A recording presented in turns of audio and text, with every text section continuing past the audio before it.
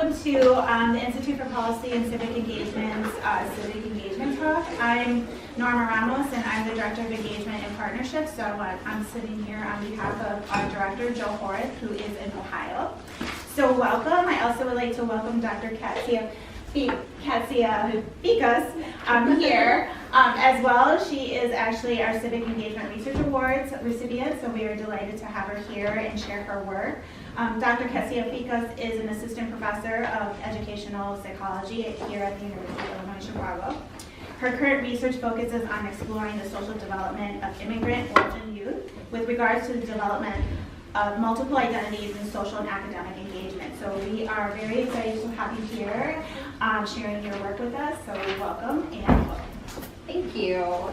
And so I really appreciate being able to share some of the findings of our work, and I'm going to be framing this kind of from a long view of the work that I've been engaged with over the past 10 years.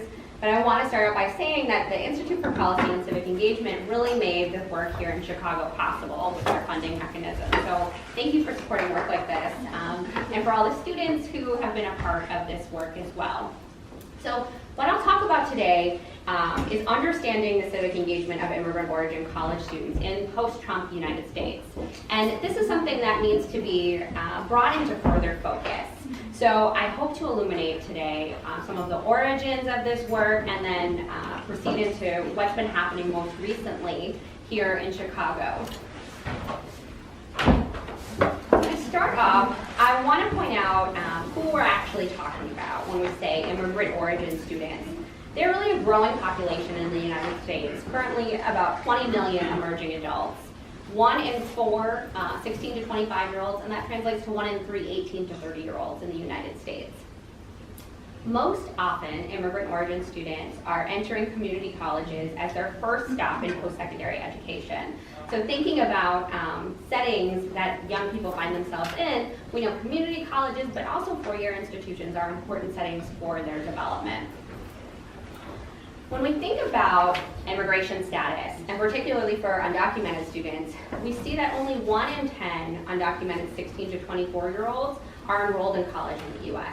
There's a really constricted and narrowing pipeline to make it into colleges. We know developmentally that this is an important moment within their development as they transition from high school to college, potentially in that age range. And it's marked by liminality, a sense of feeling neither a part of the society that they have grown up within or the society that they might have been born in. They also face many barriers, including discrimination, stigmatization, and a complicated sense of belonging that's only recently intensified, although it's been something that they've dealt with since the inception of this legal status. And although it's not solely a Latino issue, migrants who are coming from Central and South America as well as Mexico are disproportionately affected by exclusionary migration laws.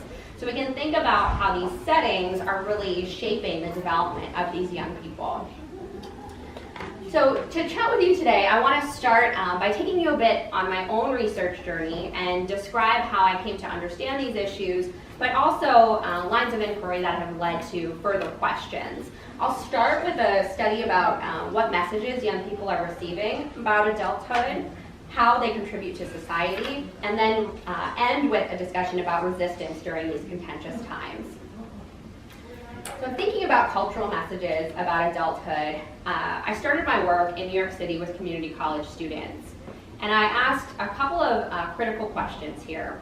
First, what criteria were immigrant origin emerging adults identifying as necessary and important to achieve adulthood? What were kind of their sense of adulthood in that way? And then how do they describe these criteria and make meaning out of them? I was a part of a large research project, the Research on Immigrants in Community College Projects, known as RIC. And the aim of this study was to explore the role of settings on academic and relational engagement for immigrant origin students in community colleges who are ages 18 to 25. It was a multi-phase study, and I began in the inception of it, where we did intensive ethnographies and focus groups to kind of frame that study, working closely with immigrant origin students within those settings. The second phase was an online survey where I embedded a question sentence completion, in fact, where I said, I know I'm an adult when, and I asked participants to finish that with the first thing that came to their mind. And then the third phase was a follow-up qualitative interview, where we purposely sampled first and second generation participants. And here's where we asked conceptualizations of adulthood and when they felt like adults. The participants for this study were 645 immigrant origin students, as I said, around 20 years old, the majority of which were female. And they spanned first, second, and third generation. First generation meaning that they came to the US themselves. Second generation, their parents came, but they were born in the United States. Third generation, their grandparents came with their parents and themselves born in the United States. They came from a variety of ethnic backgrounds, and these really reflected the community colleges that we were nested within. So around 40% were Latino, 27% Black, 13% white, 9% Asian, and 12% identifying as some other ethnicity. So like I said, I had this sentence completion question across these 645 participants. And what I did to analyze these data was enter their responses verbatim into a word cloud generator.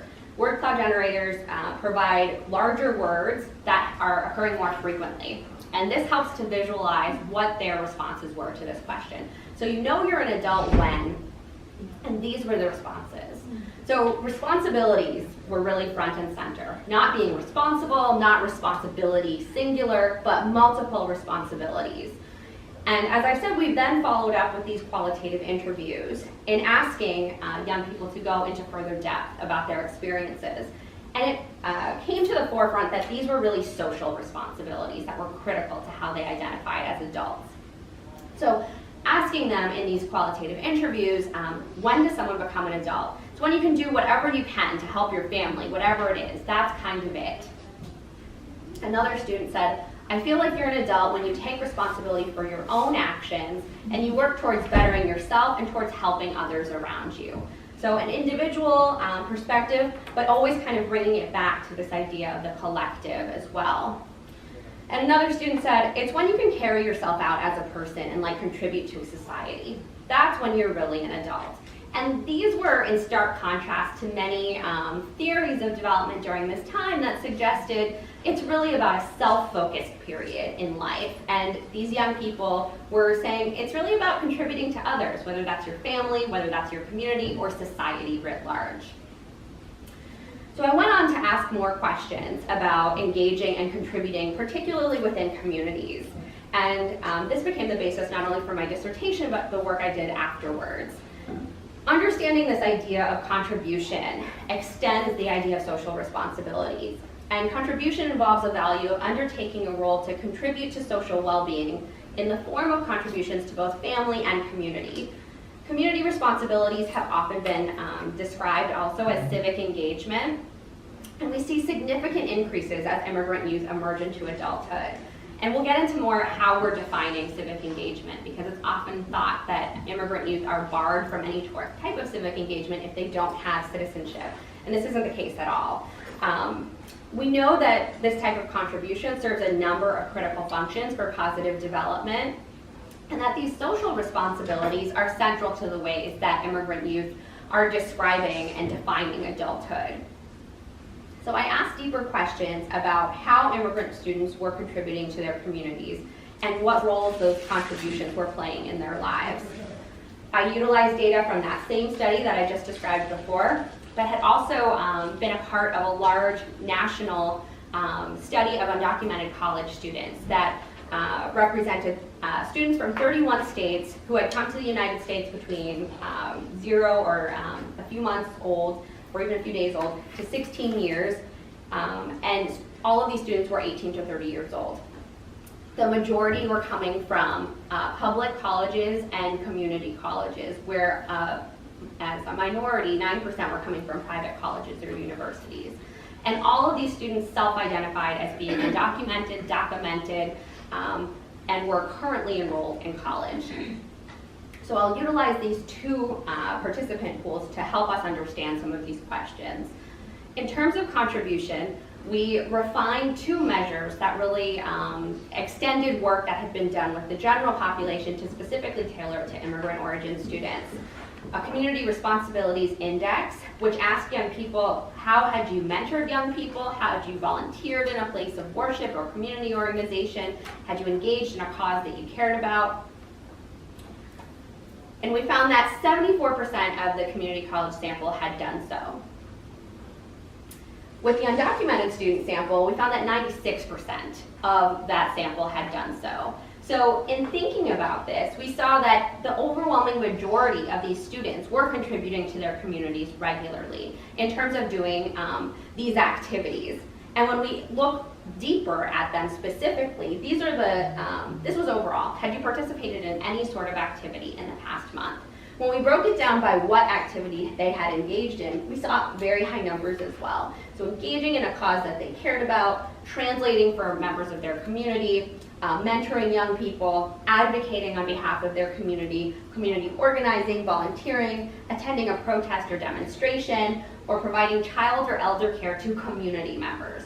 So all of this is beyond what they're already doing in terms of responsibilities to their family.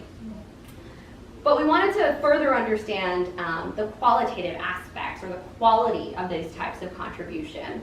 So as part of that undocumented study, we focused in on some narratives of young people as well. And I'll share with you the narrative of Valeria, who helped us to understand how community contribution might occur in much smaller or quieter ways, as she described it.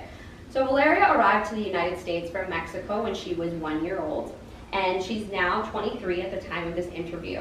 She was the first in her family to attend college in the US, and while she described a future that was full of potential, she also talked about the struggles that she had experienced in attending college and making it through the college pipeline. She talks about how she wants to contribute to her community and her consciousness as being undocumented, Latina, and as she refers to herself, as a poor student. She vividly recalls her friend's response after she disclosed her status to her. And that friend said, "You know what, you made me change my view with undocumented people. I used to be like, oh, why do I have to pay taxes for them to go to school? I feel like now I'm changing my mindset." And Valeria went on to describe that she felt like these types of narratives really had a bigger impact, she says. "I feel that has a bigger impact than me just holding something," in terms of, she's talking about holding up a sign like at a protest, "because they're not going to know who I am. And but if I tell them personally and they get to know me, maybe they would be like, maybe the legislation is wrong." So for Valeria, she's really focused on these quieter ways of contributing, where one-on-one she's disclosing her status and trying to change people's perspective on being undocumented, but also on the legislation issues that surround her status. Okay, so at that time, I was in Los Angeles understanding these young people's perspectives. I came here to the University of Illinois, Chicago, and received funding from the Institute for Policy and Civic Engagement to do this work, where we took up trying to understand the resistance of immigrant origin college students. And this work began in 2016, prior to the election of Donald Trump. We used a participatory action research framework, which places a diversity of viewpoints in socio-political and historical cultural context. So we had a group of co-researchers who were students within UIC who are members of a variety of communities. There's an interactive link between researchers and participants in that those who are participants can often be co-researchers and shape the methodological and programmatic decisions of the project. So this is a very different type of research plan where community members are really determining the priorities of this work and trying to understand questions that are relevant to their own lives.